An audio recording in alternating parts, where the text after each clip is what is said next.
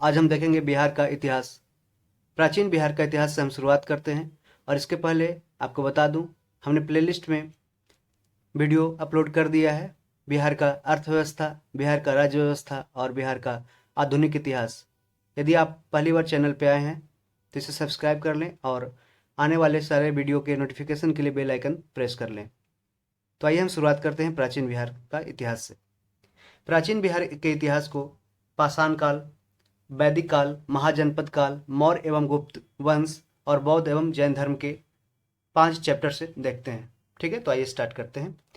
प्राचीन बिहार के इतिहास के स्रोत क्या हैं? प्राचीन बिहार के इतिहास को जानने के लिए 2 प्रकार के स्रोत का उपयोग किया गया। पहला तो पुरातात्विक माने आर्कियोलॉजिकल, जैसे कि कुछ एक्सकवेशन हुए हैं, जैसे जो हड्डी मिले हैं, या फिर कुछ भी ऐसे, जैसे मौर्य समाज के जो पाटलिपुत्रा में राजमहल मिले, राजप्रसाद मिले हैं, उसका देखते हैं। या साहित्यिक कोई किताब में इसका जिक्र किया गया है, जैसे कि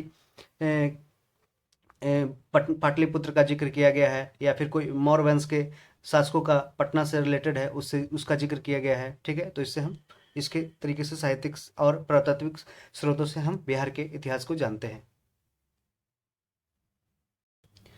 पुरातात्विक स्रोत क्या है? आर्कियोलॉजिकल सोर्सेज क्या क्या होते हैं? ये पूर्व ऐतिहासिक युग के लिए मुंगेर, चिरांद, ये जो कहाँ है, मुंगेर मुंगेर मुंगेर और चिरांद। चिरांद कहाँ है? ये सारण जिला में है। चेचर कहाँ है? वैशाली में। मनेर ये पटना में, एवं सोनपुर सारण से ताम्र प्रस्तर वस्तुएं, माने कॉपर का जो प्लेट है, कॉपर का जो वस्तुएं आर्टिकल्स है, और पॉटरी, मृदवान मतलब होता है, पॉटरी मतलब क्या, बर्तन, ठीक है, प्राप्त हुए हैं। मौर्यकालीन अभिलेख लौरिया नंदनगढ़, लौरिया अरेराज, रामपुरवा आदि स्थानों से प्राप्त हुए हैं। तो मौर्यकालीन अभिलेख कहाँ कहाँ से प्राप्त हुए हैं? तो लौरिया नंदनगढ़, लौरिया अरेराज, रामपुरवा आदि स्थानों से प्राप्त हुए। सारे पश्चिम चंपारण जिले में है। बराबर की गुफाएं जो जहानाबाद जिला में है। राजगीर, नालंदा, पाटलिपुत्र, विक्रमशिला से प्राप्त स्मारक, ये भी पुरातात्विक स्रोत है।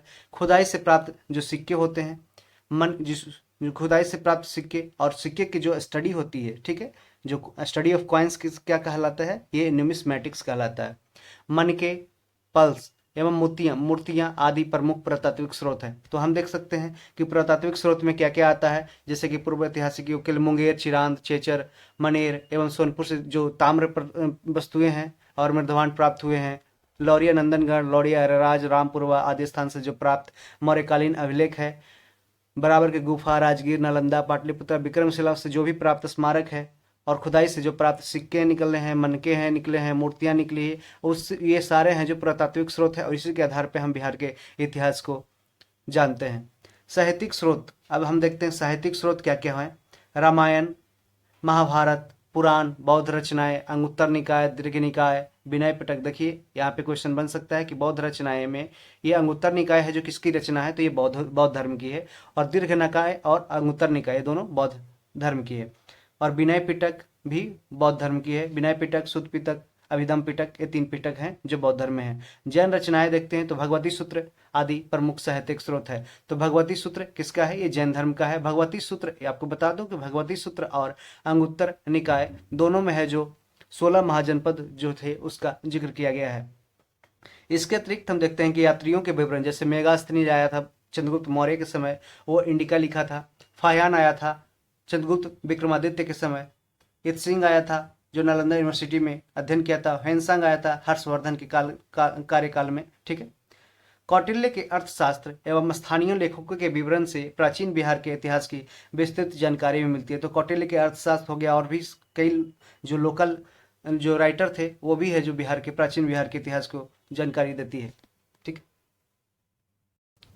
अब हम देखते हैं पाषाण काल। ठीक है, पूरा पाषाण काल, पैलियोलिथिक पीरियड। इस काल में मानव है जो अखेटक एवं खाद्य संग्रहक था, मतलब कि शिकारी था, और ये भोजन को संग्रह करता था कि आज के लिए संग्रह किए, कल के लिए संग्रह किए, और उसके साथ में उसका जो फूड स्टोरेज, मतलब वो सीख गए थे फूड का स्टोरेज करना, और वह जो शिकार करते थे, मछली मारते थे, ये सब सारे फल चुनते थे।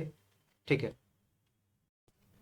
दक्षिण बिहार में, साउथ बिहार में मुंगेर एवं नालंदा से बड़े और खुरदरे पत्थर की कुल्हाड़ी, चाकू, खुरपी आदि प्राप्त हुए।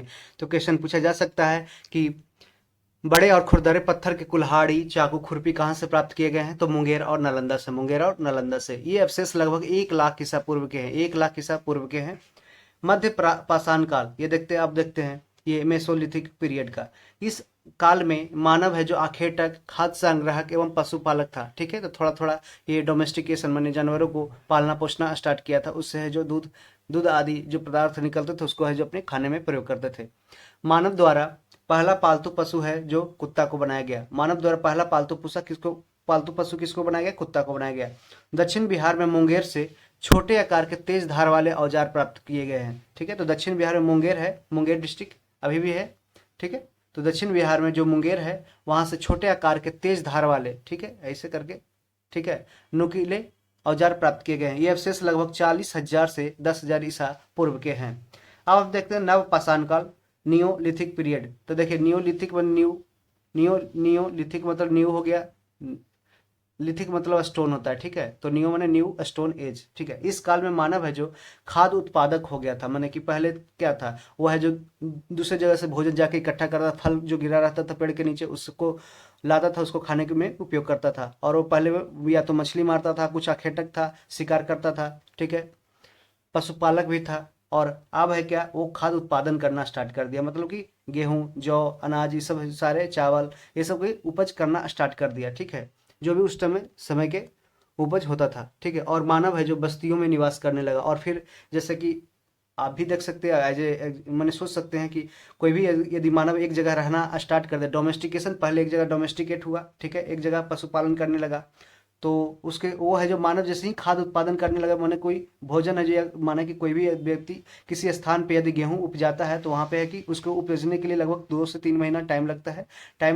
3 महीना के बाद है जो तब्बे है जो वहां पे वो गेहूं को काट के अपने खाने में उपयोग कर सकता है। तो उसको अगर जब तक वो पक न जाए खाना तब तक है वहां पे उसको रुकना पड़ेगा। ठीक है, तो रुकने के लिए वो क्या करेगा, वो बस्ती वहां पे बना लेगा, 3 महीना रहेगा, 4 महीने देखा कि जमीन उपजाऊ है तो और दिन वो अपनी टोलियों के साथ वहां पे इकट्ठा हो जाएगा। तो इस तरीके से है जो डोमेस्टिकेशन भी स्टार्ट हो गया और मानव बस्ती में निवास करने लगा और मानव खाद्य उत्पादक, फूड प्रोड्यूसर हो गया। कृषि बोल सकते हैं, कृषि का विकास कब हुआ था? कृषि का विकास है जो नवपाषाण काल में हुआ था। तो नवपाषाण काल के अवशेष है जो बिहार के मैदानी भागों से प्राप्त हुए। बिहार के मैदानी भागों से है जो नवपाषाण काल के अवशेष प्राप्त हुए हैं। जैसे चिरांद कहाँ है? ये सारण में, चेचर वैशाली में, मनेर पटना में, सनुआर ये पूछा गया है, सनुआर कहाँ है? रोहतास में से पत्थर एवं हड्डियों के औजार प्राप्त हुए हैं। तो चिरांद वाला फेमस है कि चिरांद जो हड्डी का औजार कहाँ से प्राप्त हुआ? चिरांद से, चेचर से, मनेर, सनुआर, रोहतास से पत्थर एवं हड्डी का औजार प्राप्त हुआ है। कैमूर की पहाड़ियां, नवादा और जमुई से गुफा चित्र, जो रॉक पेंटिंग है जो कैमूर की पहाड़ी, नवादा और जमुई से गुफा चित्र प्राप्त हुए हैं। ये अवशेष लगभग कितना? 2500 ईसा पूर्व के हैं। 2500 ईसा पूर्व पुराना है।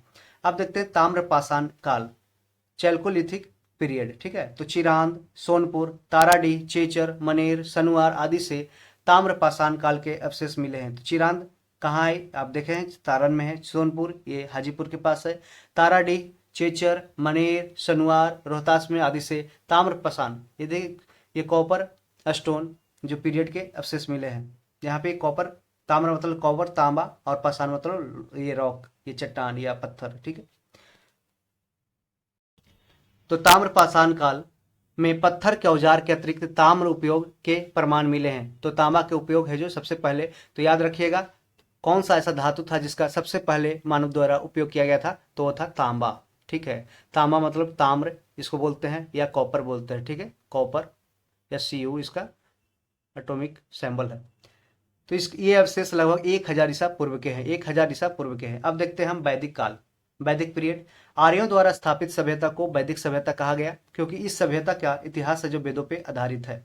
वैदिक सभ्यता को 2 वर्गों में विभाजित किया गया है। पूर्व वैदिक काल जो 1500 से 1000 ईसा पूर्व है। पूर्व मतलब जो वेद लिखाने से पहले। ठीक है, पूर्व वैदिक काल 1500 से 1000 ईसा पूर्व, और उत्तर वैदिक काल है जो 1000 से 600 ईसा पूर्व। इसी के बीच के दौरान है जो वेद लिखा गया था।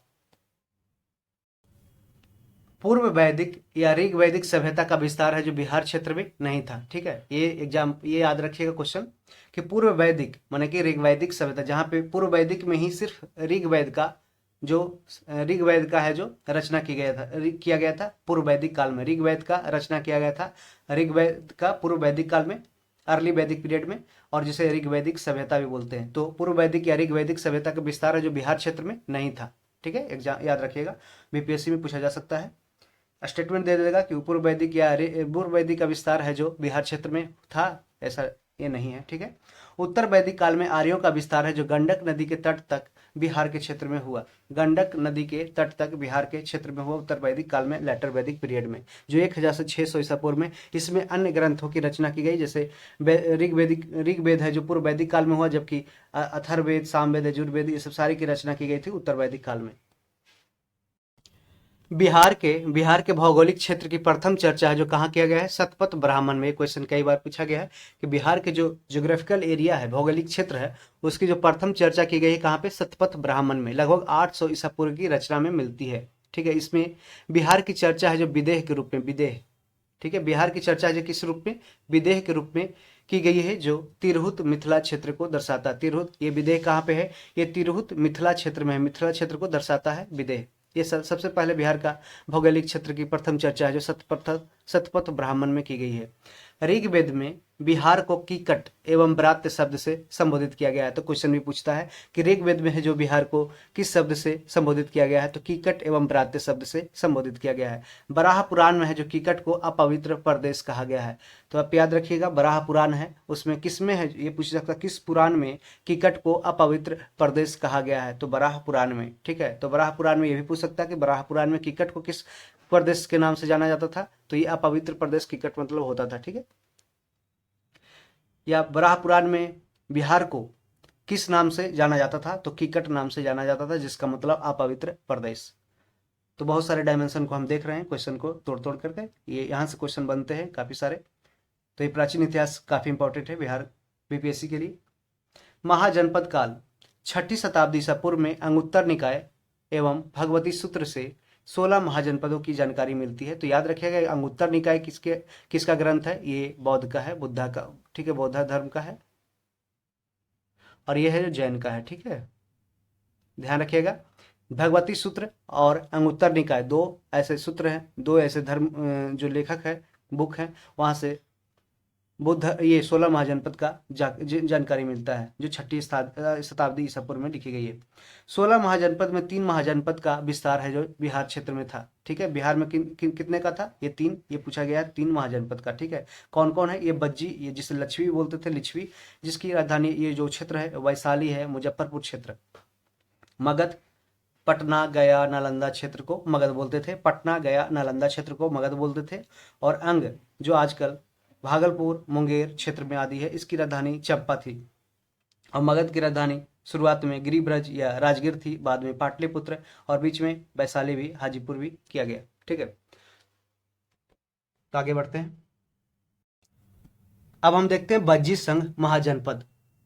बज्जी संघ 8 राज्यों का संघ, अठकुल था, ठीक है। कितने राज्यों का संघ था, 8 राज्यों का, 8 याद रखिएगा, 8 का बज्जी संघ है जो 8 राज्यों का संघ था, जिसे अठकुल बोला गया था, ठीक है। तो बज्जी, लिच्छवी, ज्ञात्रिक, विदेह जो मिथिला के क्षेत्र थे, उग्र, भोग, कुरु तथा इक्ष्वाकु, इस संघ के 8 जनपद थे। बज्जी संघ में सबसे प्रसिद्ध था जो लिच्छवी जनपद था, लिच्छवी जनपद जो सबसे प्रसिद्ध था। लिच्छवी की राजधानी थी कहाँ, वैशाली। वैशाली नगर की स्थापना है जो राजा विशाल ने किया था, इसलिए इसका नाम वैशाली पड़ा था। लिच्छवी के अतिरिक्त मिथिला के विदेह तथा कुंडग्राम के ज्ञात्रिक बज्जी संघ के प्रमुख जनपद थे। तो लिच्छवी के अतिरिक्त, लिच्छवी तो प्रथम फेमस था ही, सबसे प्रमुख था, उसके बाद भी विदेह और जो मिथिला के विदेह था और कुंडग्राम के ज्ञात्रिक बज्जी संघ था, वो भी प्रमुख जनपद था। बज्जी संघ या लिच्छवी को विश्व के प्रथम गणतंत्र, वर्ल्ड फर्स्ट रिपब्लिक की संज्ञा दी जाती है, किसको, बज्जी संघ या लिच्छवी को, ठीक। मगध जहां महाजनपद देखते हैं, मगध महाजनपद। मगध राजनीतिक, आर्थिक एवं भौगोलिक कारण से सभी महाजनपदों में सबसे अधिक शक्तिशाली कौन था, ये भी क्वेश्चन पूछा है, तो मगध है, मगध महाजनपद। मगध की प्रारंभिक राजधानी कहाँ थी, गिरिब्रज या राजगीर जिसे बोलते हैं, ये भी क्वेश्चन पूछा गया। सारे हैं जो क्वेश्चन पूछे गए हैं, तो आप ध्यान से इसको देखिएगा, ये एक बार देखने से ही आपको दिमाग में बैठ जाएगा। मगध की प्रारंभिक राजधानी थी कहाँ पे, गिरिब्रज या राजगीर थी, राजगृह। यह 5 पहाड़ियों से घिरा नगर था। तो राजगीर ये कितने पहाड़ियों से, 5 पहाड़ियों से घिरा नगर था राजगृह।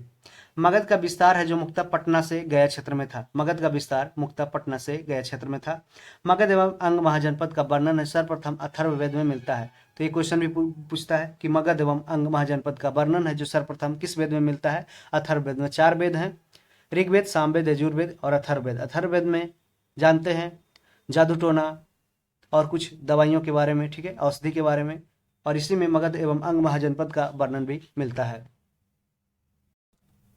अब हम जानेंगे अंग महाजनपद के बारे में। अंग महाजनपद का विस्तार है जो भागलपुर एवं मुंगेर के क्षेत्र में था। अंग महाजनपद की राजधानी कहाँ थी? चंपा थी, चंपा। अंग के अंतिम शासक कौन था? ब्रह्मदत्त को हराकर मगध शासक बिंबिसार ने अंग को मगध में मिला लिया। अंग को मगध में किसने मिलाया था? ये हर्यंक वंश के शासक बिंबिसार ने किया था। और अंग के अंतिम शासक कौन था? ब्रह्मदत्त को हरा करके मगध शासक बिंबिसार ने अंग को मगध में मिला लिया था। ये क्वेश्चन पूछा गया है। और मगध के अंग महाजनपद की राजधानी चंपा। जो महाभारत में कर्ण है उन्हीं को अंग नरेश भी बोला गया। अंग नरेश, यही अंग नरेश है, भागलपुर चंपा के पास। मगध का अब देखते हैं उत्कर्ष एवं उसके राजवंश। मगध की स्थापना है जो बृहद्रथ ने की थी। क्वेश्चन पूछा गया है। मगध की स्थापना बृहद्रथ ने की थी। बृहद्रथ का पुत्र था जरासंध। जरासंध इस वंश का सबसे प्रसिद्ध शासक था। कौन? जरासंध। जरासंध को भीम ने द्वंद्व युद्ध में पराजित कर उसका वध किया था। इसका वर्णन है जो महाभारत में मिलता है। जरासंध को भीम ने, कुंती पुत्र भीम ने द्वंद्व युद्ध में पराजित कर उसका वध किया था। इसका वर्णन है जो महाभारत में भी मिलता है। मगध की प्रारंभिक राजधानी कहाँ थी? राजगृह थी, जो 5 पहाड़ियों से घिरा एक सुरक्षित क्षेत्र था। मगध है जो उर्वर भूमि, फर्टाइल लैंड था। नदियों की उपलब्धता, यहाँ नदी बहती थी। खनिज एवं वन संसाधन की उपलब्धता के कारण आर्थिक रूप से ये संपन्न क्षेत्र था। कौन? मगध। मगध में आपको मगध है जो कहाँ, यहाँ पे राजवंश किस तरीके से यहाँ पे सबसे ज्यादा सेटल हुए, तो यहाँ पे फर्टाइल लैंड था, नदी थी, खनिज था, वन संसाधन था। इसके कारण से आर्थिक रूप से पूरी तरह से संपन्न हो गया था। बृहद्रथ वंश का अंतिम शासक कौन था? रिपुंजय था। याद रखिएगा, बृहद्रथ वंश का अंतिम शासक कौन था?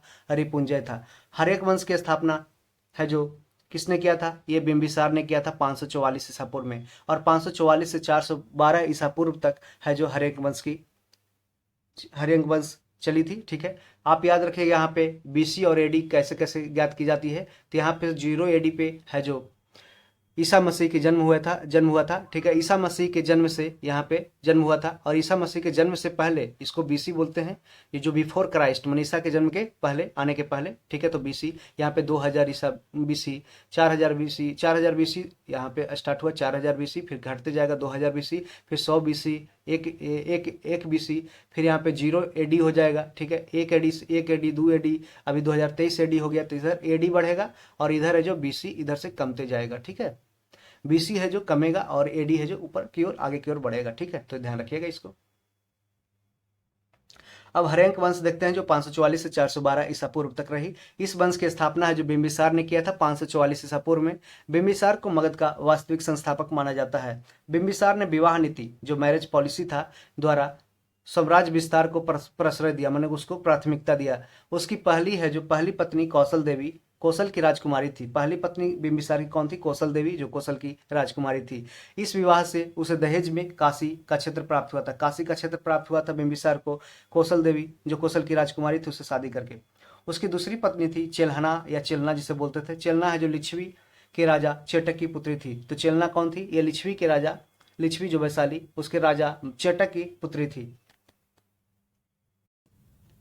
उसकी दूसरी पत्नी चेलना थी। चेलना लिच्छवी के राजा चेटक की पुत्री थी। उसकी तीसरी पत्नी कौन थी? क्षेमा थी, जो पंजाब के मद्र की राजकुमारी थी। पंजाब के मद्र की राजकुमारी कौन थी? क्षेमा, जो बिंबिसार की तीसरी पत्नी थी। याद रखिएगा।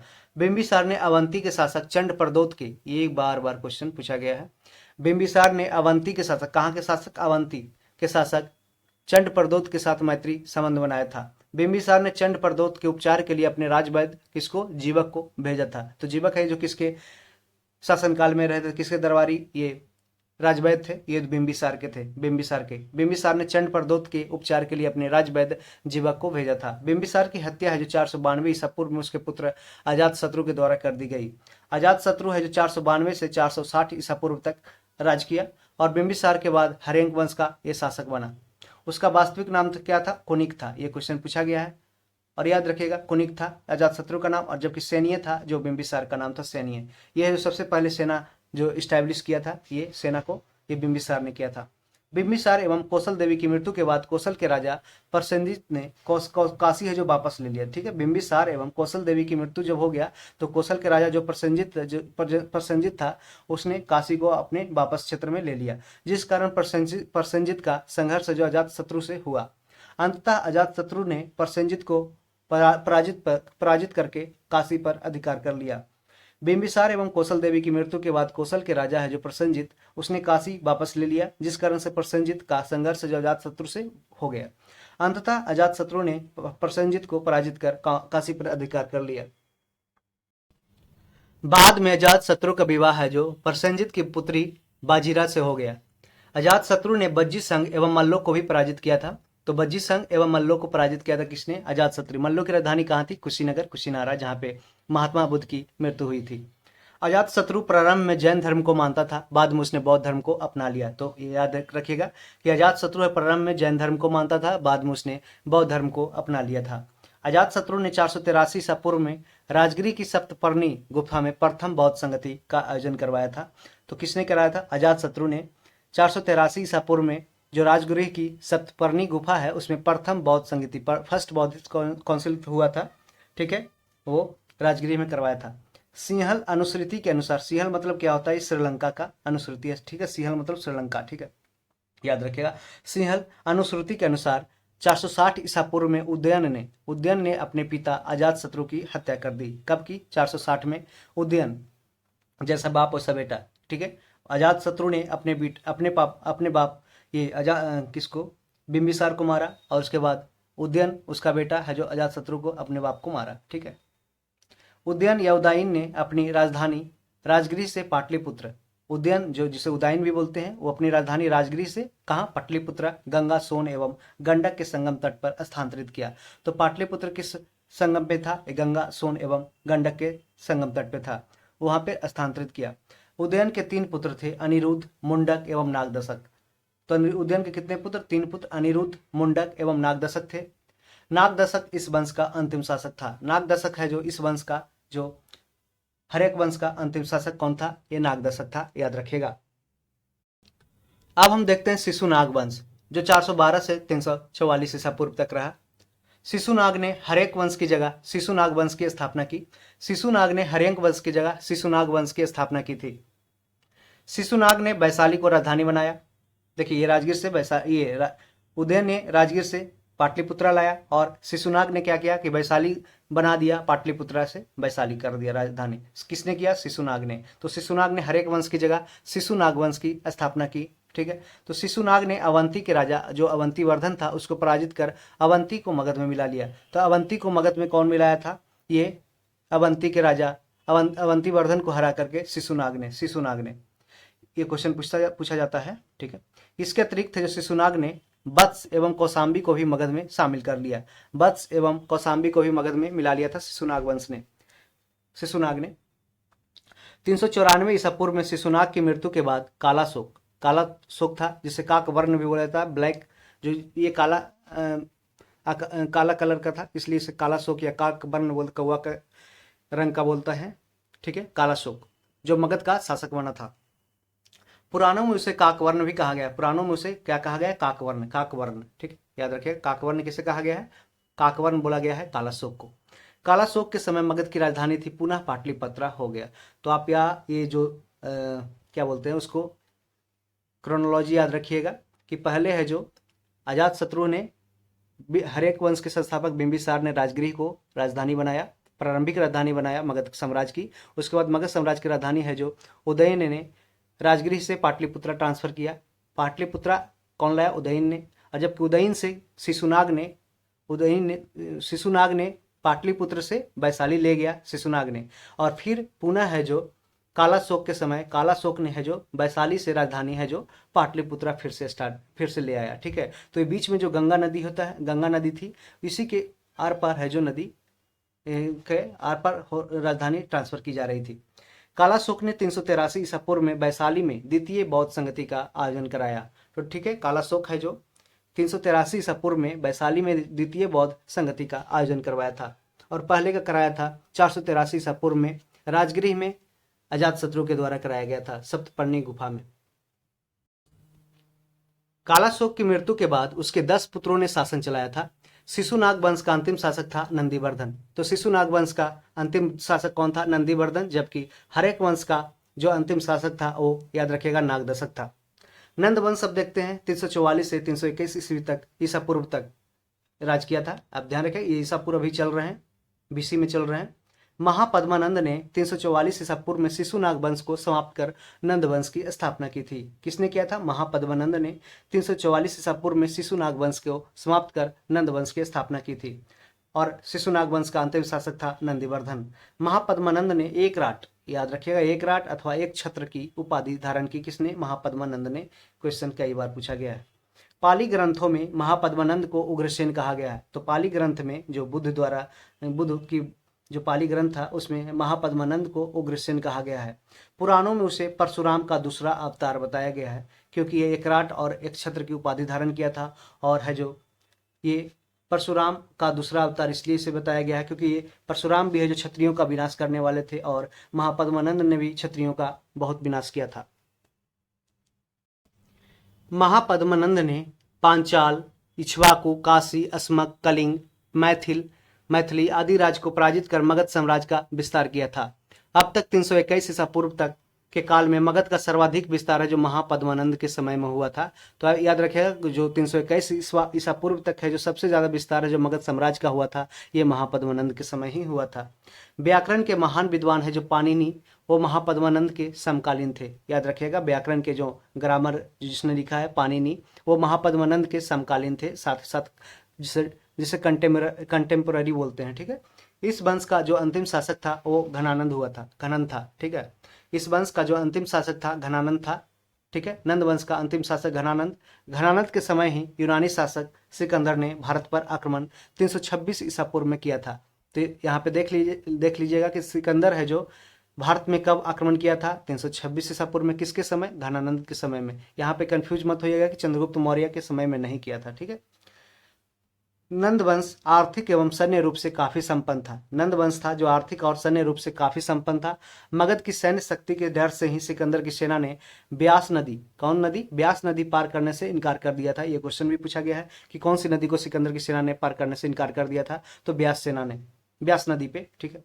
घनानंद ने अपने दरबार में विद्वान ब्राह्मण चाणक्य का अपमान किया था, जिसे चाणक्य को कौटिल्य या विष्णुगुप्त भी जानते हैं, जिन्होंने अर्थशास्त्र की रचना की थी। चाणक्य ने चंद्रगुप्त मौर्य की सहायता से घनानंद की हत्या करवा दी। नंद वंश के पतन के बाद ही चंद्रगुप्त मौर्य के नेतृत्व में मौर्य वंश की स्थापना की गई।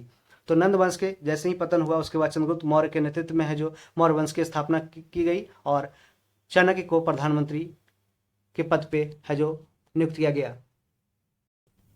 अब देखते हैं मौर्य वंश जिसका पीरियड था 321 से 184 ईसा पूर्व तक इन्होंने राज किया। चंद्रगुप्त मौर्य देखते हैं पहले 321 से 298 ईसा पूर्व तक इन्होंने राज किया। जस्टिन एवं स्ट्रैबो ने चंद्रगुप्त मौर्य को सेंड्रोकोटस कहा है, जिसकी पुष्टि है जो विलियम जोन्स ने भी की। तो याद रखिएगा ये क्वेश्चन कई बार पूछा गया कि जस्टिन एवं स्ट्रैबो ने चंद्रगुप्त मौर्य को सेंड्रोकोटस कहा है, जिसकी पुष्टि है जो विलियम जोन्स ने भी की है। तो विलियम जोन्स ने इसको पुष्टि की है कि हाँ भाई चंद्रगुप्त मौर्य को सेंड्रोकोटस जस्टिन एवं स्ट्रैबो ने किया है। ठीक है। प्लूटार्क एवं एरियन ने चंद्रगुप्त मौर्य को एंड्रोकोटस के रूप में चिन्हित किया है। तो प्लूटार्क एवं एरियन ने कहा है चंद्रगुप्त मौर्य को एंड्रोकोटस, और जस्टिन एवं स्ट्रैबो ने चंद्रगुप्त मौर्य को कहा है सेंड्रोकोटस।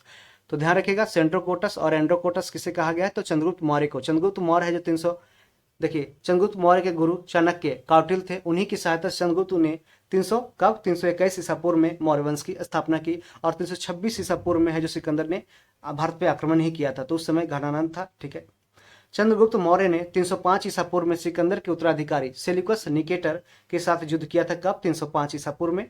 युद्ध बाद हुई संधि में चंद्रगुप्त को काबुल, कंधार, मकरान एवं हेरात का क्षेत्र प्राप्त हुआ था। बदले में चंद्रगुप्त ने सेल्यूकस को 500 हाथी उपहार में दिया। बदले में जो चंद्रगुप्त मौर्य ने सेल्यूकस निकेटर को है जो 500 हाथी है जो उपहार में दिया था, और ठीक है संधि हुआ था युद्ध बाद में, तो उसे चंद्रगुप्त को क्या क्या मिला था? काबुल, कंधार, मकरान एवं हेरात का क्षेत्र प्राप्त हुआ था। ठीक है, याद रखिएगा। युद्ध बाद चंद्रगुप्त मौर्य का विवाह है जो यूनानी राजकुमारी किसके साथ? हेलन कार्निया, जिसे हेलेना भी बोलते हैं, ये सेल्यूकस की पुत्री थी, उसके साथ हुआ था। युद्ध के बाद है जो चंद्रगुप्त मौर्य का विवाह किसके साथ हुआ था? यूनानी राजकुमारी हेलेन के साथ, हेरनेल कार्नेलिया के साथ हुआ था। ठीक है।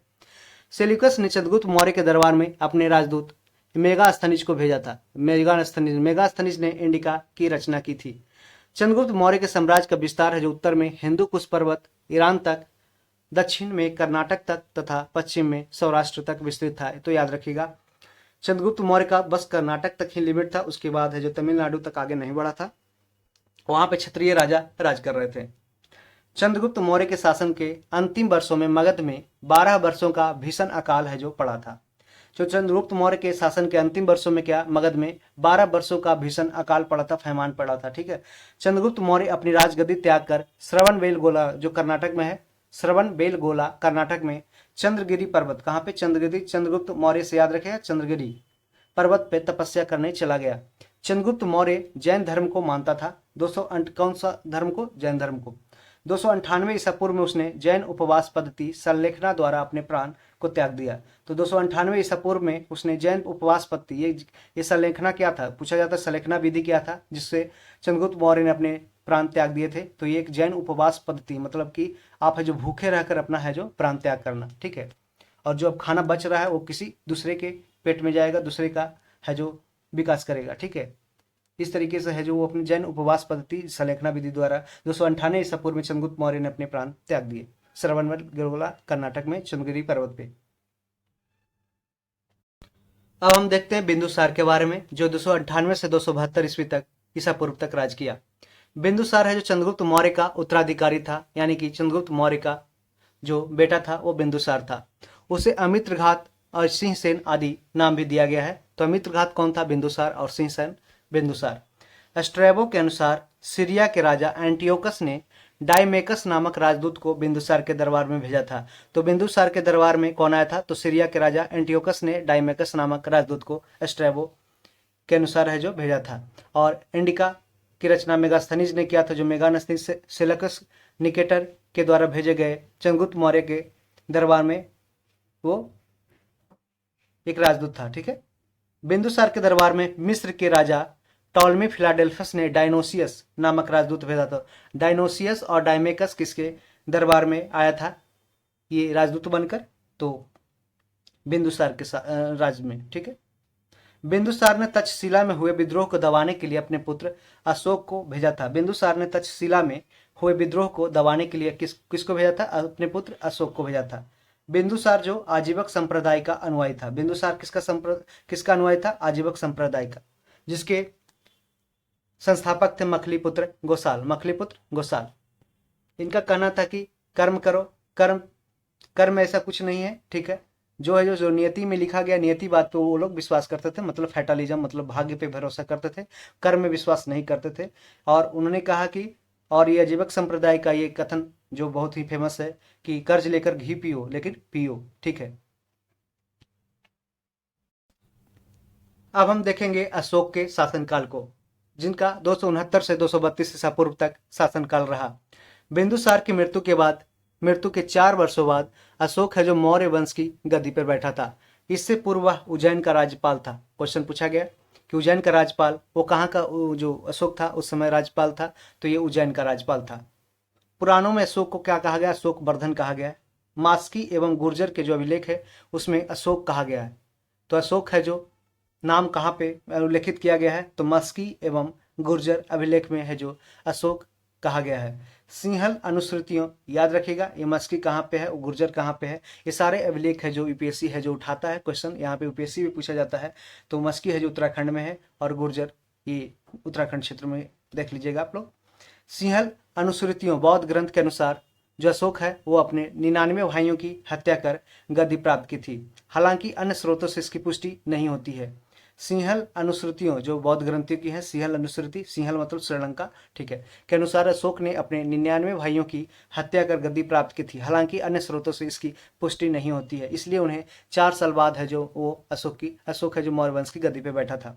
अशोक ने अपने शासन के 9वें वर्ष में, कब 9वें वर्ष में कलिंग युद्ध 261 ईसा पूर्व में किया था तथा कलिंग को मगध में सम्मिलित किया था। कलिंग को मगध में सम्मिलित कब किया? 261 ईसा पूर्व में, कलिंग युद्ध के समय। वो जो शासन के 9वें वर्ष बाद में वो 261 ईसा पूर्व में लड़ा था। अशोक के 13वें शिलालेख में कलिंग युद्ध का वर्णन किया गया है। 13वें शिलालेख याद रखिएगा, इंपॉर्टेंट है।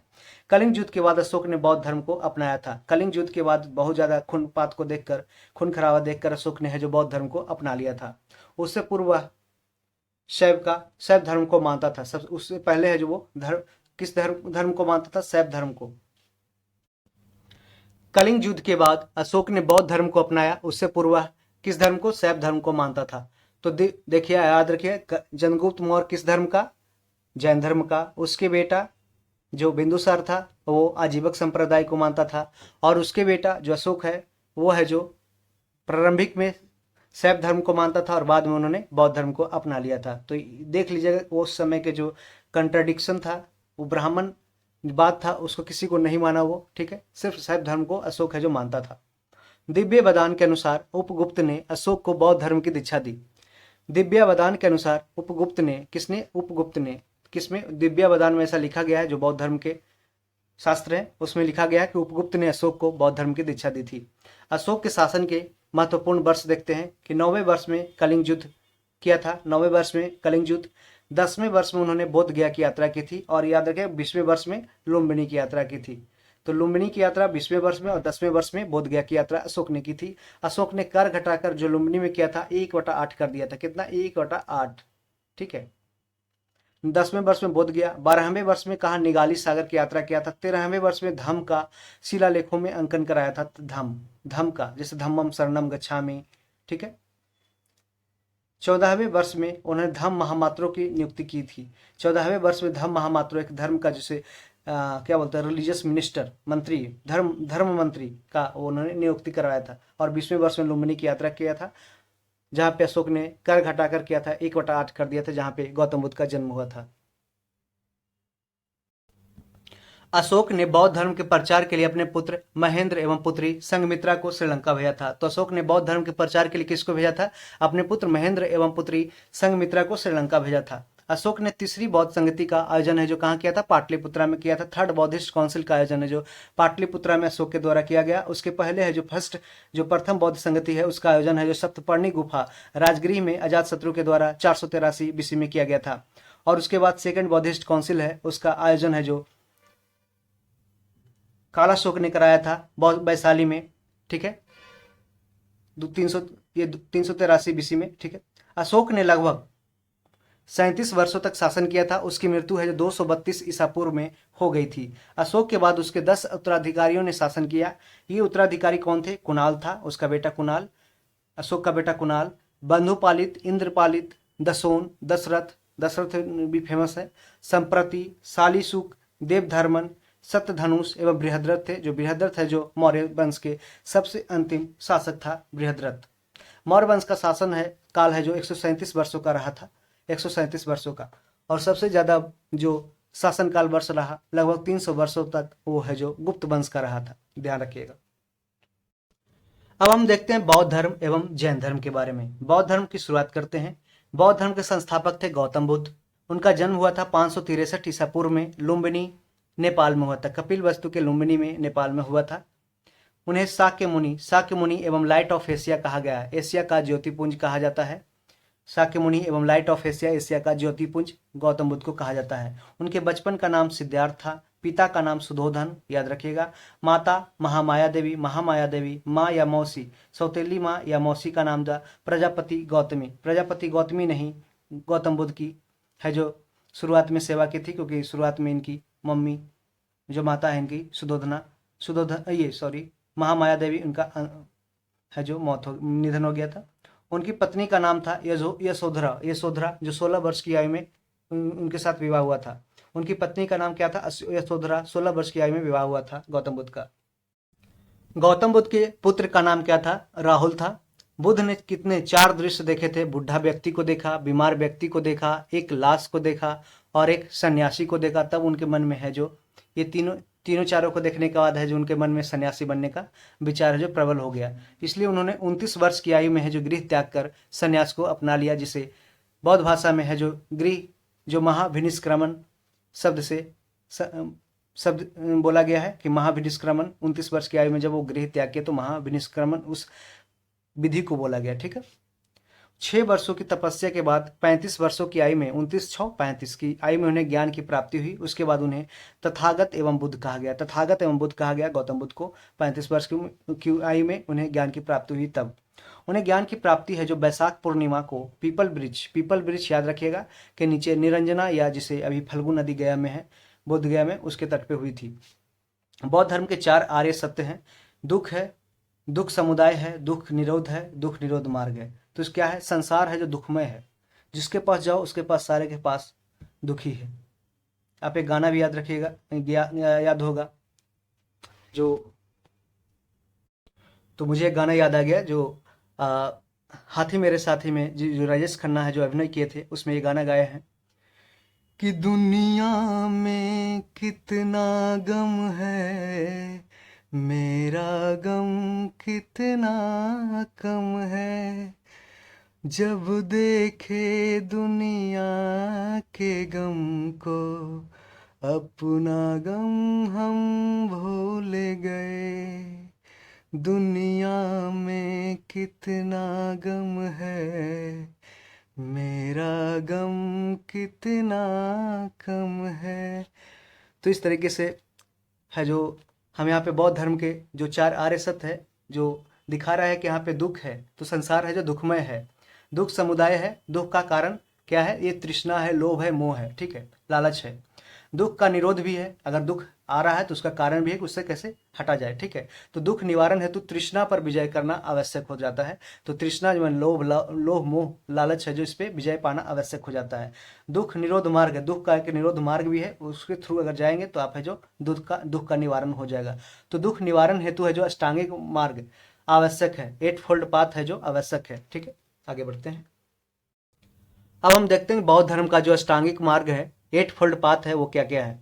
ये सम्यक दृष्टि है, समान माने राइट विजन है, राइट संकल्प है, राइट डिटर्मिनेशन, सम्यक संकल्प, सम्यक वाक, राइट स्पीच माने वाक माने आवाज बोलना, ठीक है। सम्यक कर्म, राइट वर्क है, राइट वर्क, ठीक है।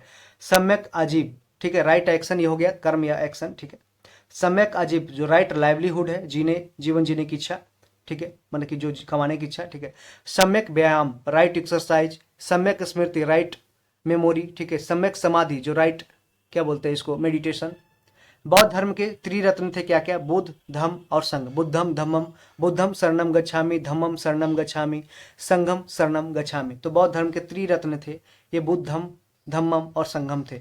बुद्ध ने किस मार्ग का प्रतिपादन किया था? मध्यम मार्ग का प्रतिपादन बुद्ध ने किया था कि आप है जो बहुत ही ज्यादा एक्सट्रीम मत जाइए, बहुत ज्यादा है जो मतलब या तो नीचे मत आइए, एक बीच में बैलेंस बना करके लाइफ को जिए, तब है जो आपको है जो लाइफ में है जो रिलैक्सेशन मिलेगा, आपको आनंद में आपका जीवन है जो चलेगा।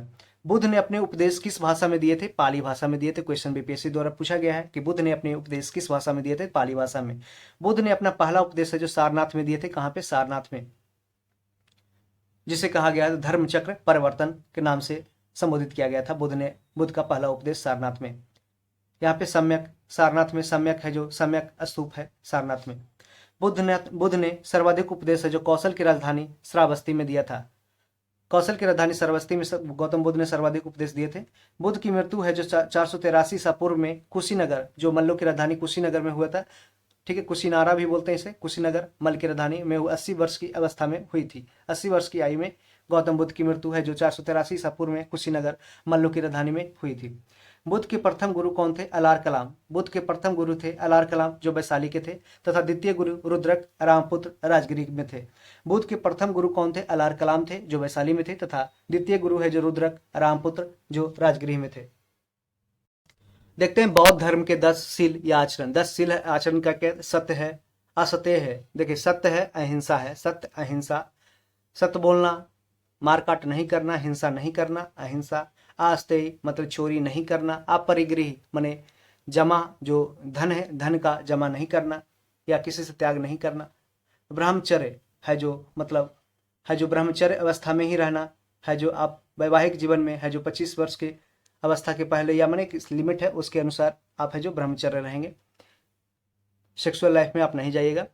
नीति नृत्य गायन का त्याग करना है, जो सॉन्ग डांसिंग ये सब वगैरह है उसको है त्याग कर देना है। असमय भोजन का त्याग करना है, एक समय पे आप भोजन कीजिए।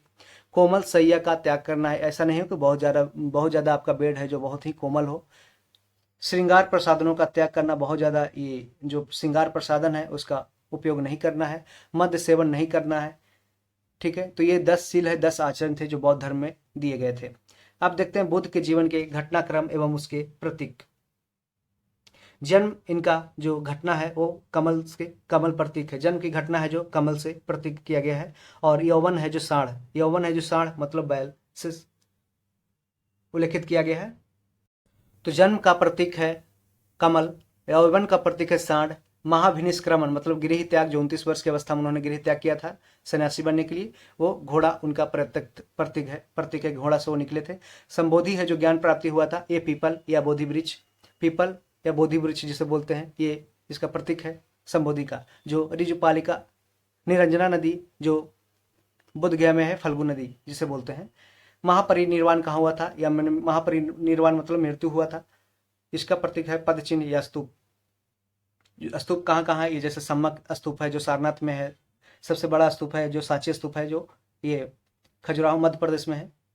धर्म चक्र परिवर्तन, ये प्रथम उपदेश यहाँ दिए थे, धर्म चक्र परिवर्तन जो कहाँ, ये चक्र है, इसका प्रतीक है, ये सारनाथ में दिए थे। बौद्ध धर्म है जो चौथी बौद्ध संगति के उपरांत 2 भागों में विभाजित हो गया था। चौथी बौद्ध संगति कहाँ हुआ था, ये कनिष्क के द्वारा कराया गया था, कश्मीर के कुंडल वन में, ठीक है। वसुमित्र इसके अध्यक्ष थे। हेनयान इसके परिवर्तन विरोधी थे। हीनयान और महायान में है जो चौथी बौद्ध संगति में ये टूट गया था कनिष्क के समय।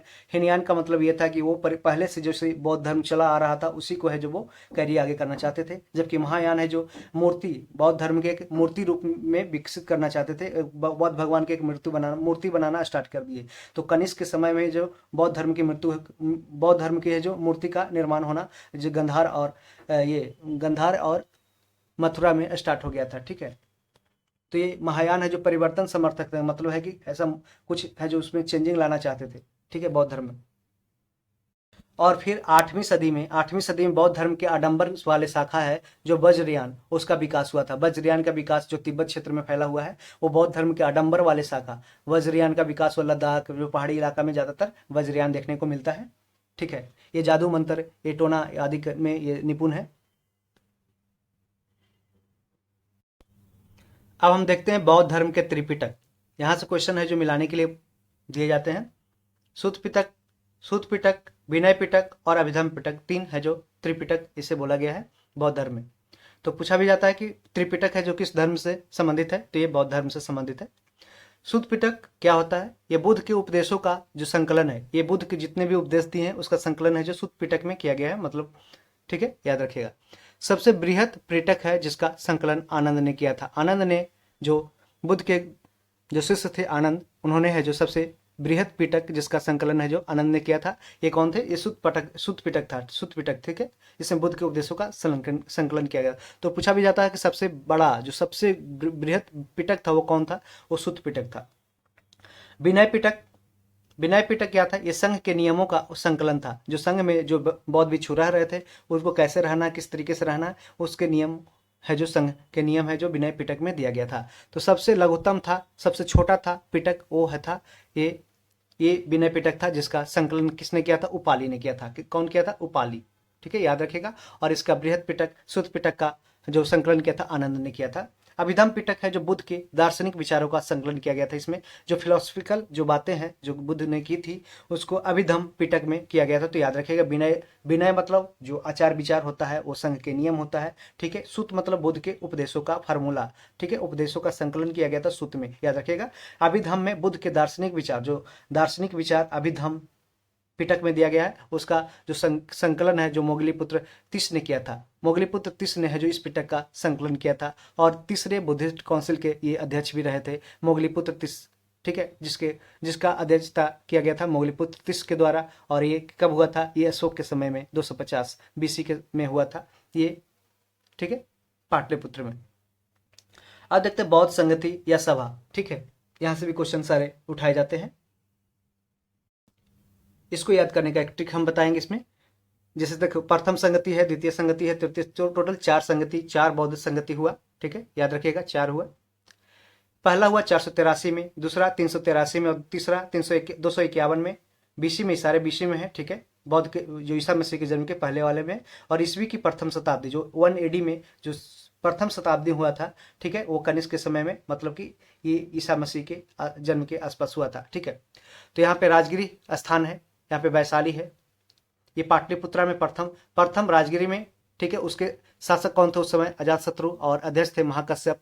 इसमें सूत पिटक, विनय पिटक की रचना की गई थी। सूत पिटक सबसे बड़ा और विनय पिटक सबसे छोटा जो पिटक है उसकी रचना की गई थी, ठीक है। तो सूत पिटक किसके द्वारा? आनंद के द्वारा, और विनय पिटक है जो उपाली के द्वारा रचना की गई थी।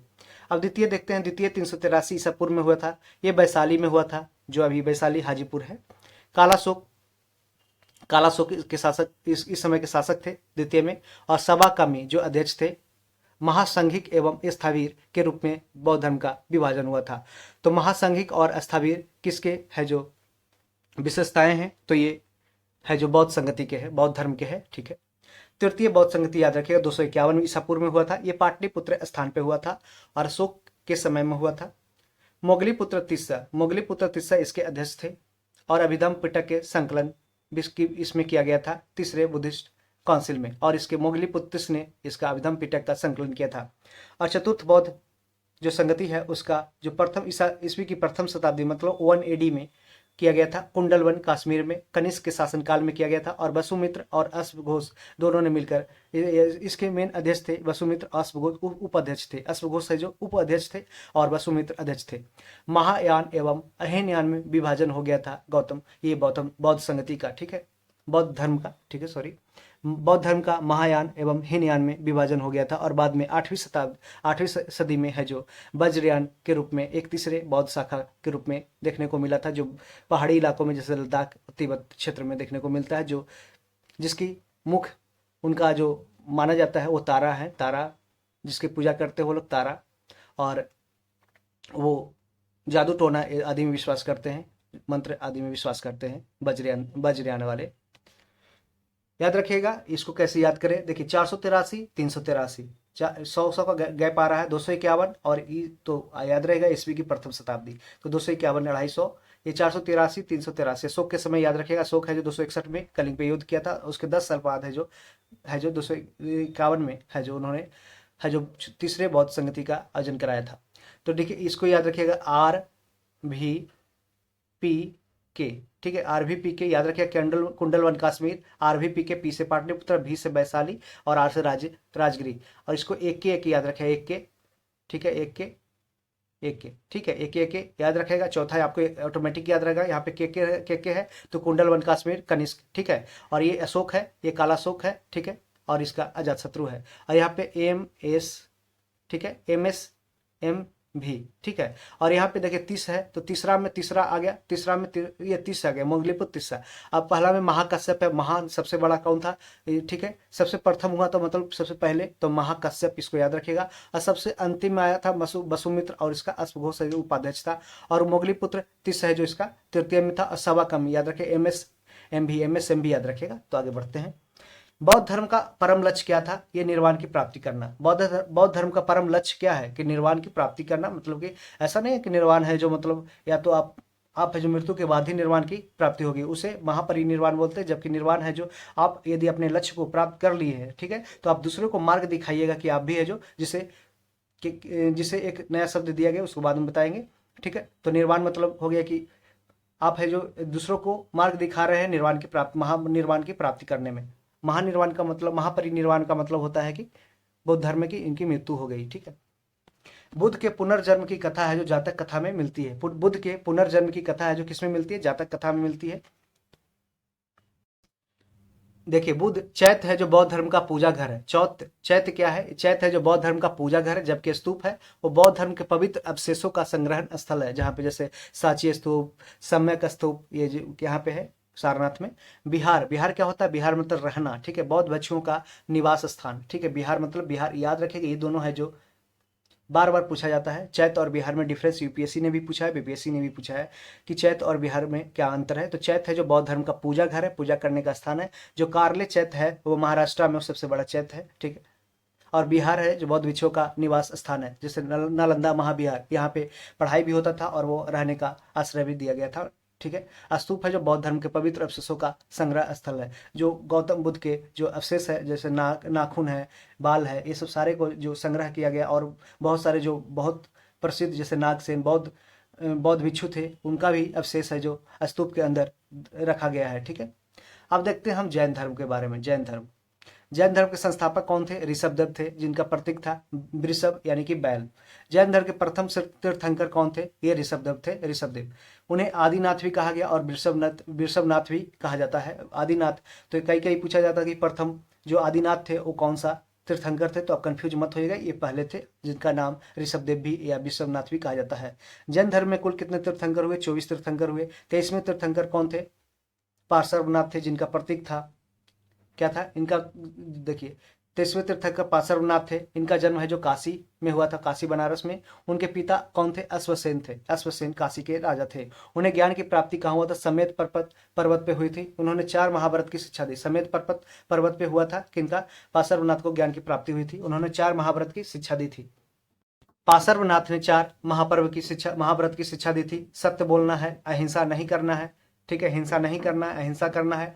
आस्ते मतलब चोरी नहीं करना है, ठीक है। अपरिग्रही सामानों को इकट्ठा नहीं करना है, और ये सबको बहुत ज्यादा महत्व नहीं देना है, ठीक है। अब हम देखते हैं महावीर स्वामी के बारे में। जैन धर्म के 24वें तीर्थंकर कौन थे? महावीर स्वामी। महावीर स्वामी को जैन धर्म का वास्तविक संस्थापक माना जाता है। उनका जन्म हुआ था 540 ईसा पूर्व में।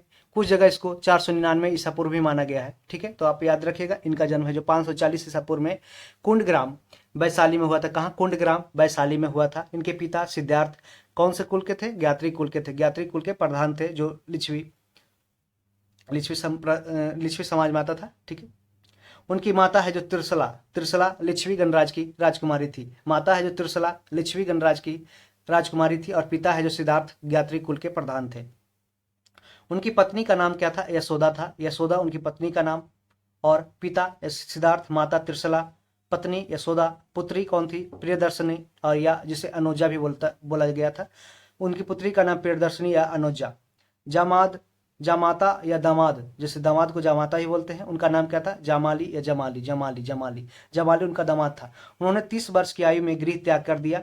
12 वर्षों के कठोर तपस्या के बाद 42 वर्ष की आयु में उन्हें कैवल्य ज्ञान की प्राप्ति जिम्भिक गांव में ऋजुपालिका नदी के तट पे साल ब्रिज के नीचे हुई थी। तो याद रखिएगा, यहाँ पे गौतम बुद्ध से रिलेट करते हैं। गौतम बुद्ध 29 वर्ष की आयु में है जो गृह त्याग किया, जिसे महाभिनिष्क्रमण कहा गया।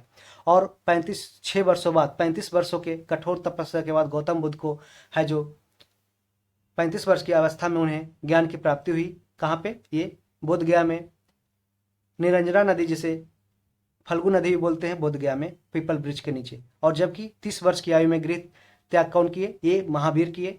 इन्हें 12 वर्ष की कठोर तपस्या के बाद 42 वर्ष की आयु में महावीर को ज्ञान की प्राप्ति, जिसे कैवल्य भी बोलते हैं, उस जिम्भिक गांव में ऋजुपालिका नदी के तट पर साल ब्रिज के नीचे हुई थी, ठीक है। तो आप दोनों को याद रखिएगा, रिलेट करके याद हो जाएगा। देखते हैं जैन धर्म के त्रिरत्न, ठीक है। त्रिरत्न जैन धर्म में क्या क्या थे? वो सम्यक दर्शन थे, सम्यक ज्ञान और सम्यक आचरण। राइट नॉलेज, ठीक है, राइट फेथ, राइट कंडक्ट, ठीक है। तो यहाँ पे KFC याद रखिए, KFC, ठीक है। राइट नॉलेज सम्यक ज्ञान, राइट फेथ मतलब सम्यक दर्शन या फिलॉसफी, याद रखिएगा, फिलॉसफी या फेथ, या सम्यक आचरण कंडक्ट मतलब आचरण होता है, कंडक्ट, ठीक है। तो जैन धर्म के 3 त्रिरत्न कौन थे? ये सम्यक दर्शन, सम्यक ज्ञान, सम्यक आचरण। जबकि बौद्ध धर्म के त्रिरत्न थे बुद्धम, धम्मम, संघम। जैन धर्म के 5 महाव्रत कौन कौन है? सत्य है, झूठ नहीं बोलना, अहिंसा है, हिंसा नहीं करना है, अस्तेय चोरी नहीं करना है, अपरिग्रही धन का संग्रह नहीं करना है, ब्रह्मचर्य का इंद्रियों को बस में करना मतलब सेक्सुअल एक्टिविटी में इन्वॉल्व नहीं होना है। तो ये ब्रह्मचर्य है जो 5वां महाव्रत है। ये ब्रह्मचर्य महावीर स्वामी द्वारा प्रतिपादित किया गया था। बाकी 4 है जो कौन दिए थे? पार्श्वनाथ ने दिए थे, 23वें तीर्थंकर, ठीक है। और यहीं से सत्य और अहिंसा है जो गांधी जी ने उठाए थे। अनेकांतवाद या स्यादवाद या सप्तभंगी ज्ञान सिद्धांत का संबंध किससे है? जैन धर्म से। कई बार CDS से लेकर UPSC के द्वारा भी और अदर एग्जाम में भी पूछा गया है। तो क्या अनेकांतवाद और स्यादवाद या सप्तभंगी ज्ञान सिद्धांत किसका से संबंध किस धर्म का है? जैन धर्म का। महावीर स्वामी ने अपना पहला उपदेश कहाँ दिया था? राजगिरी में दिया था, राजगिरी में। ठीक है, याद रखिएगा, महावीर स्वामी ने अपना पहला उपदेश कहाँ दिया था? राजगिर में। जैन धर्म के तीर्थंकर एवं उनके प्रतीक देखते हैं। प्रथम तीर्थंकर कौन थे? ऋषभदेव थे, जो बैल और वृषभ इनका प्रतीक था। द्वितीय तीर्थंकर अजितनाथ, हाथी, हाथी इसका प्रतीक था, हाथी प्रतीक था किसका?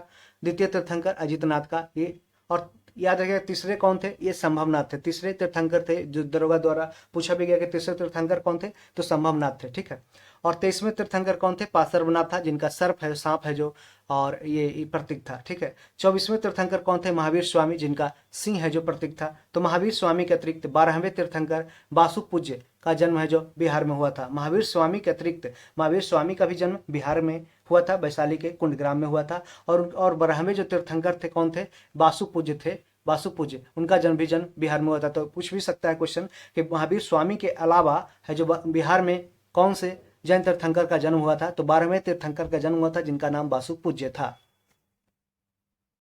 अब हम देखते हैं प्रमुख जैन संगतियां। जैन संगति दो हुए थे, प्रथम और द्वितीय। 310 ईसा पूर्व में पाटलिपुत्रा में प्रथम हुआ था, जो बिहार में है। वो चंद्रगुप्त मौर्य के शासनकाल में हुआ था, और इसके अध्यक्ष थे कौन? स्थूलभद्र, स्थूलभद्र याद रखिएगा। और विशेषताएं इसके देखते हैं कि दिगंबर एवं श्वेतांबर में जैन धर्म का विभाजन हो गया था। दिगंबर एवं श्वेतांबर में जैन धर्म का विभाजन हो गया था। जैन धर्म के 12 अंगों का संकलन किया गया था प्रथम जैन संगति में, जो पाटलिपुत्र बिहार में किया गया था चंद्रगुप्त मौर्य के समय स्थूलभद्र की अध्यक्षता में। और दिगंबर एवं श्वेतांबर में विभाजन हुआ था प्रथम जैन संगति में। द्वितीय हुआ था 512 ईस्वी में। ये बल्लवी, ये देखिए बीसी में है, और ये एडी में है, 512 ईस्वी में है। ठीक है, बल्लवी गुजरात में हुआ था द्वितीय। ये देवर्दी क्षमा श्रमण इसके अध्यक्ष थे। और जैन धर्म ग्रंथों का अंतिम जो संकलन है वो इसको में किया गया था द्वितीय बौद्ध संगति, जैन संगति में, जो बल्लवी गुजरात में किया गया था। देवर्दी क्षमा श्रमण इसके अध्यक्ष थे। महावीर स्वामी की जो मृत्यु है जो 468 ईसा पूर्व में 72 वर्ष की आयु में पावापुरी में हुई थी। पावापुरी में 468 ईसा पूर्व में 72 वर्ष की आयु में हुई थी मृत्यु। जैन धर्म का विभाजन है जो प्रथम जैन संगति में श्वेतांबर एवं दिगंबर के रूप में किया गया था। जैन धर्म का विभाजन है जो प्रथम जैन संगति में श्वेतांबर एवं दिगंबर के रूप में हुआ था। दिगंबर, ध्यान रखिए, दिगंबर क्या है? भद्रबाहु ने नेतृत्व प्रदान किया था। किसको? भद्रबाहु ने दिगंबर को नेतृत्व प्रदान किया था। इसमें परिवर्तन को स्वीकार नहीं करते हुए पूर्ण नग्नता एवं कठोरता को अपनाया गया था। इसमें पूरी तरह से शरीर है जो नग्न रहेगा, एवं कठोरता जो कठोर है इसमें कठोर रहेगा। आदमी कोई भी नियम को पूरी कठोरता से पालन करेगा। ये भद्रबाहु इसको नेतृत्व प्रदान किया था। और दिगंबर इसमें इसको कौन फॉलो किए थे? ये चंद्रगुप्त मौर्य ने सबसे पहले है जो दिगंबर, मतलब उस समय जो राजा थे दिगंबर धर्म को ही पालन किया था। ठीक है, जो चंद्रगुप्त मौर्य, इसी के समय में दिगंबर एवं श्वेतांबर में विभाजन हुआ था जैन धर्म का। और श्वेतांबर क्या है? स्थूलभद्र ने नेतृत्व प्रदान किया था। स्थूलभद्र, देखिए स्थूलभद्र, देखिए सा से श्वेतांबर, सा से स्थूलभद्र, सा से मैंने स्थूलभद्र याद रखिएगा। श्वेतांबर, यहाँ पे कंफ्यूज मत है, श्वेतांबर किसने दिया? स्थूलभद्र ने।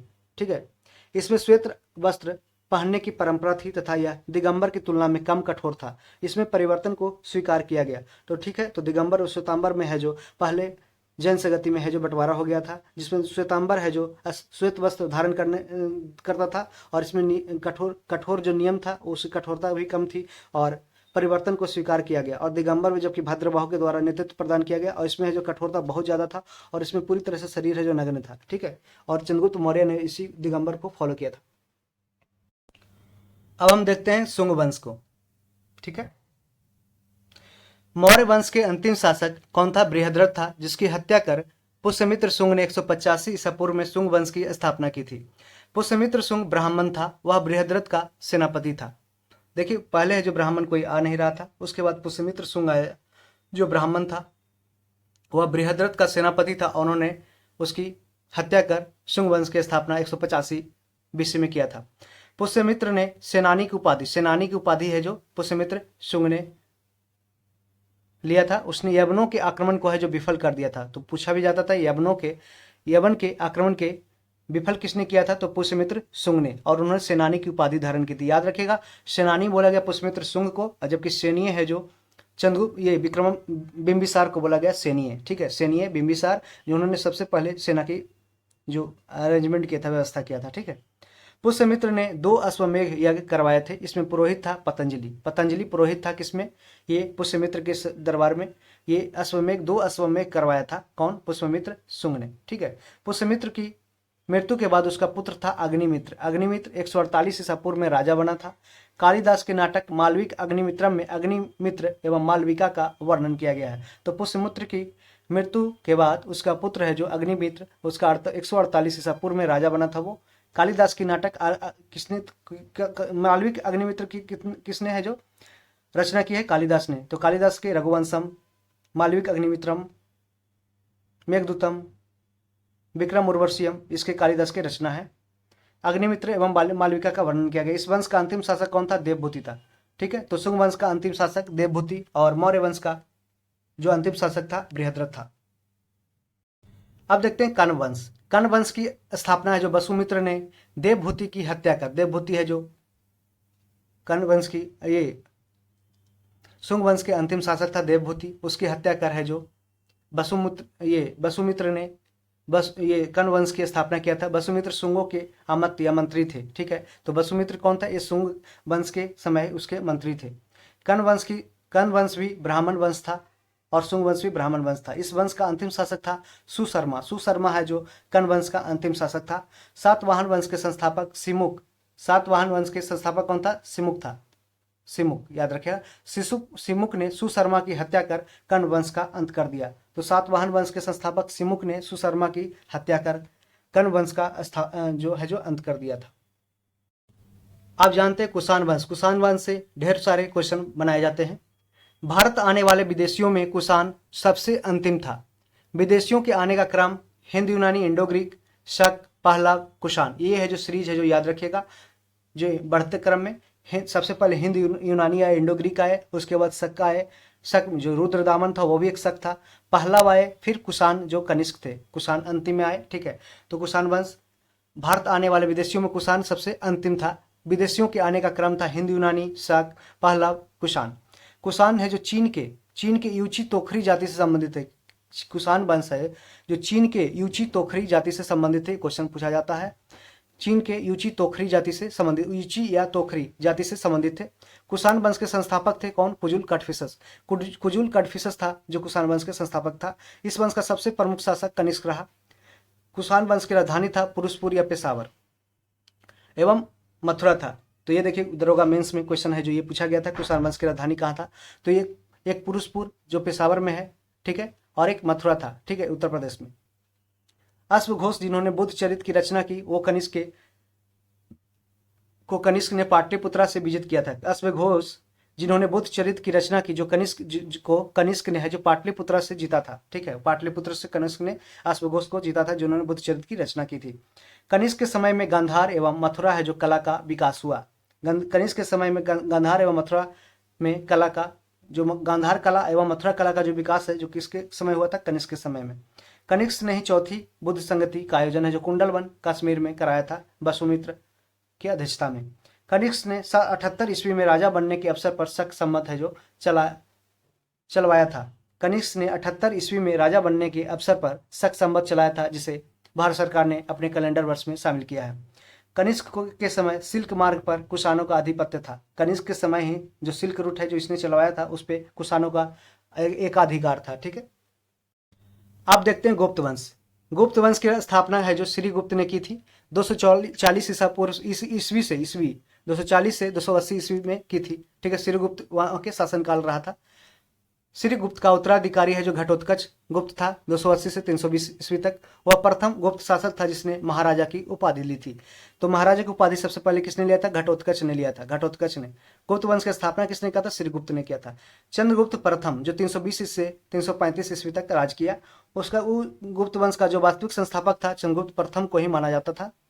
उन्होंने 320 ईस्वी में गुप्त संवत, देखिए शक संवत है जो किसने स्टार्ट किया था? कनिष्क ने 78 एडी में 78 ईस्वी में, जबकि 320 ईस्वी में है जो गुप्त संवत चलाया था चंद्रगुप्त प्रथम ने। ठीक है। तो ये दरोगा पीटी में भी पूछा गया क्वेश्चन है। चंद्रगुप्त प्रथम ने लिच्छवियों की राजकुमारी कुमार देवी से विवाह किया था। ये भी क्वेश्चन पूछा गया था कि लिच्छवियों की राजकुमारी कुमार देवी से किसने विवाह किया था? चंद्रगुप्त प्रथम ने। वह प्रथम गुप्त शासक था जिसने महाराज धीराज की उपाधि धारण की थी। तो महाराज धीराज की उपाधि धारण करने वाले प्रथम गुप्त शासक कौन था? चंद्रगुप्त प्रथम। याद रखिए प्रथम था, फर्स्ट था। अब देखते हैं आगे समुद्रगुप्त के बारे में। समुद्रगुप्त 335 से 375 ईस्वी तक राज किया। इतिहासकार स्मिथ ने समुद्रगुप्त को भारत का नेपोलियन कहकर संबोधित किया। किसने? स्मिथ ने याद रखिएगा। समुद्रगुप्त ने परक्रमांक, अप्रतिरथ आदि की उपाधि धारण की थी। उपाधि आप ध्यान रखिएगा, परक्रमांक, अप्रतिरथ। समुद्रगुप्त के अभियानों की चर्चा है जो हरिसेन द्वारा रचित प्रयाग प्रशस्ति से मिलती है। उसने उत्तरापथ के 9 राजाओं तथा दक्षिणापथ के 12 राजाओं को विजित किया था। कौन? समुद्रगुप्त। याद रखिएगा, इसकी चर्चा हरिसेन द्वारा रचित प्रयाग प्रशस्ति से मिलती है। उसने उत्तरापथ के 9 राजाओं तथा दक्षिणापथ के 12 राजाओं के विजित किया था। समुद्रगुप्त को कविराज भी कहा जाता है। कविराज भी समुद्रगुप्त को कहा गया है। इन्होंने जो बीना बजाते हुए सिक्के पे अपना चित्र है जो अंकित करवाया था। तो इसलिए हम समुद्रगुप्त के बारे में कुछ एक्स्ट्रा इन्फॉर्मेशन पहले ही दे देते हैं कि समुद्रगुप्त को उसके सिक्के पर है जो बीना बजाते हुए दिखाया गया है। समुद्रगुप्त का दरबारी कवि कौन था? हरिसेन था। जबकि रवि कीर्ति किसका था? ये पुलकेशिन द्वितीय का था, जो होयसल कर्नाटक में था। ठीक है। समुद्रगुप्त वैष्णव धर्म को मानता था। समुद्रगुप्त द्वारा अश्वमेध यज्ञ कराने के प्रमाण भी मिले हैं। तो समुद्रगुप्त है जो वैष्णव धर्म को मानता था। ठीक, कौन धर्म को? वैष्णव धर्म को, जो गरुड़ इसका प्रतीक था। समुद्रगुप्त के बाद 375 ईस्वी में रामगुप्त के राजा बनने का साक्ष्य मिला है, लेकिन उसके अयोग्य होने के कारण चंद्रगुप्त द्वितीय ने उसकी हत्या कर स्वयं को राजा घोषित कर दिए। देखिए, बीपीएससी द्वारा डायरेक्ट यही क्वेश्चन है जो यहाँ से उठाया गया था कि समुद्रगुप्त के बाद 375 ईस्वी में रामगुप्त के राजा बनने का साक्ष्य मिला है। ठीक है, लेकिन उसके अयोग्य होने के कारण चंद्रगुप्त द्वितीय को ही चंद्रगुप्त विक्रमादित्य बोला गया ने उसकी हत्या कर स्वयं को राजा घोषित कर दिया। अब देखते हैं चंद्रगुप्त द्वितीय, जिसे चंद्रगुप्त विक्रमादित्य भी बोलते हैं। ये 375 ईस्वी से 415 ईस्वी तक राज किया। चंद्रगुप्त द्वितीय ने शकों को पराजित कर 389 ईस्वी में विक्रमादित्य की उपाधि धारण की। तो चंद्रगुप्त विक्रमादित्य ने किसको हराया? शकों को 309 और विक्रमादित्य की उपाधि धारण की। चंद्रगुप्त द्वितीय ने देवगुप्त, देवराज, देवश्री आदि की उपाधि भी धारण की थी। देवगुप्त, देवराज, देवश्री। चंद्रगुप्त द्वितीय ने ध्रुव देवी एवं कुबेर नाग से विवाह किया था। चंद्रगुप्त द्वितीय ने ध्रुव देवी एवं कुबेर नाग से विवाह किया था। कुबेर नाग से उत्पन्न पुत्री प्रभावती गुप्त का विवाह है जो बाकाटक नरेश रुद्रसेन द्वितीय के साथ हुआ था। कुबेर नाग से उत्पन्न पुत्री जो प्रभावती गुप्त था, उसका विवाह किससे हुआ था? ये पूछा जाता है। बाकाटक नरेश रुद्रसेन द्वितीय के साथ हुआ था। रुद्रसेन की मृत्यु के बाद प्रभावती ने अपने अल्प वयस्क पुत्रों के संरक्षिका के रूप में शासन किया था। कौन? प्रभावती ने। ठीक है। उस दौरान प्रभावती ने चंद्रगुप्त द्वितीय की सहायता से गुजरात और काठियावाड़ पर भी विजय प्राप्त कर लिया था। चीनी यात्री फाहियान चंद्रगुप्त द्वितीय के समय भारत आया था। फाहियान भारत में 14 वर्ष, कितने वर्ष? 14 वर्ष रहा था, 399 से 414 ईस्वी तक। ठीक है, 399 से 414 ईस्वी तक फाहियान जो भारत में रहा था। चंद्रगुप्त द्वितीय को मेहरौली लौह स्तंभ में चंद्र नाम से संबोधित किया गया है। मेहरौली लौह स्तंभ कहाँ है? ये नई दिल्ली में है, कुतुब मीनार प्रांगण में। ठीक है, मेहरौली लौह स्तंभ चंद्रगुप्त द्वितीय को माना जाता है। चंद्रगुप्त द्वितीय के 9 रत्न थे। कौन कौन? कालिदास थे, धनवंतरी था, अमर सिंह जिसने अमरकोश की रचना की है, बराहमिहिर, शंकु, बेताल भट्ट, घटकरपर, छपनक, भरूची। ठीक है, तो भरूची, छपनक, घटकरपन, बेताल भट्ट, शंकु, बराहमिहिर, अमर सिंह, धनवंतरी, कालिदास आदि चंद्रगुप्त द्वितीय के 9 रत्न थे। कुमारगुप्त प्रथम देखते हैं, 415 ईस्वी से 455 ईस्वी तक इन्होंने शासनकाल इसका रहा। चंद्रगुप्त द्वितीय एवं ध्रुव देवी का पुत्र कुमारगुप्त प्रथम 415 ईस्वी में शासक बना। नालंदा विश्वविद्यालय की स्थापना कुमारगुप्त के समय में हुई थी। गुप्त काल में नालंदा विश्वविद्यालय शिक्षा का प्रमुख केंद्र था। बाद में यह बौद्ध धर्म के शिक्षा का सबसे प्रमुख केंद्र बन गया। कौन? ये नालंदा विश्वविद्यालय, जिसे नालंदा महाविहार भी कहते हैं। कुमारगुप्त प्रथम इसके है जो संस्थापक थे और बख्तियार खिलजी के द्वारा 1298 के आसपास इसका है जो 1298 के आसपास है जो इसको है जो विनाश कर दिया गया। एक बार डेट कंफर्म कर लीजिएगा। स्कंदगुप्त 455 ईस्वी से 467 ईस्वी तक इन्होंने शासन किया। मध्य एशिया के बर्बर जाति हुनों का आक्रमण स्कंदगुप्त के समय में हुआ था। कई बार क्वेश्चन पूछा गया था कि हुनों का आक्रमण है जो किसके शासनकाल में हुआ था? तो ये स्कंदगुप्त के समय में हुआ था। स्कंदगुप्त ने हुनों को पराजित कर भारत से बाहर खदेड़ दिया। इसका वर्णन है जो जूनागढ़ अभिलेख में मिलता है। ठीक है, अभिलेख में हुनों को मलेच कहा गया। मलेच किसको कहा गया? हुनों को, ठीक है, जूनागढ़ अभिलेख में। तो ये रुद्रदामन के जूनागढ़ जो अभिलेख था, रुद्रदामन का अभिलेख था, इसमें हुनों को मलेच कहा गया है। स्कंदगुप्त ने चंद्रगुप्त मौर्य द्वारा निर्मित सुदर्शन झील का है जो पुनरुद्धार करवाया था। स्कंदगुप्त ने चंद्रगुप्त मौर्य द्वारा निर्मित सुदर्शन झील का पुनरुद्धार कराया था। स्कंदगुप्त ने शक्रादित्य की उपाधि धारण की थी। शकों को पराजित करने के बाद स्कंदगुप्त ने शक्रादित्य की उपाधि धारण की थी। गुप्त वंश का अंतिम शासक विष्णुगुप्त था। कौन था? विष्णुगुप्त। गुप्त वंश के साथ मगध वंश का अंत हो गया, तो गुप्त वंश के साथ ही मगध वंश का समाप्ति हो गया। इतिहासकार V. स्मिथ ने सांस्कृतिक उपलब्धियों के कारण गुप्त काल को है जो स्वर्ण युग की संज्ञा दी है। तो किसको? गुप्त काल को स्वर्ण युग की संज्ञा किसने दी है? Golden period V. स्मिथ ने, सांस्कृतिक उपलब्धियों के कारण। अब देखते हैं हम पाल वंश को।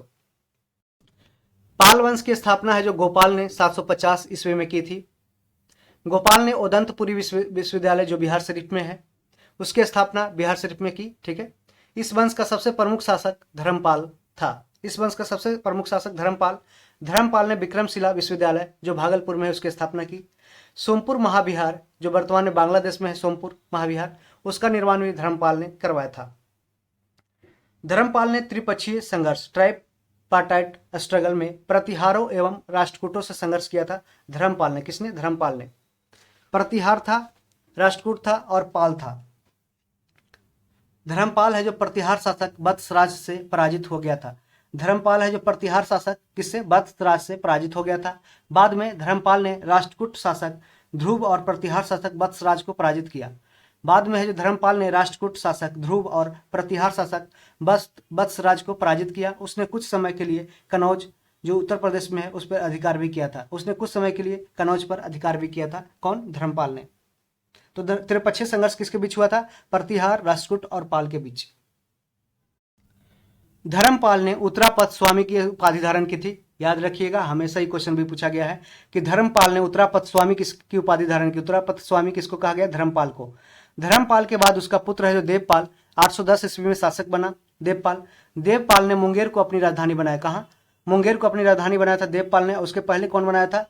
मॉडर्न हिस्ट्री में बनाया था। उसके बाद है जो मीर कासिम ने बनाया था, ठीक है, कासिम, ठीक है, मीर कासिम ने। देवपाल ने जावा इंडोनेशिया के शैलेंद्र वंशीय शासक बालपुत्र देव को नालंदा में बिहार बनवाने के लिए 5 गांव दान में दिया था। तो किसने दिया था? देवपाल ने। जावा इंडोनेशिया के शैलेंद्र वंशी शासक बालपुत्र देव को नालंदा में बिहार बनवाने के लिए 5 गांव दान में दिया था।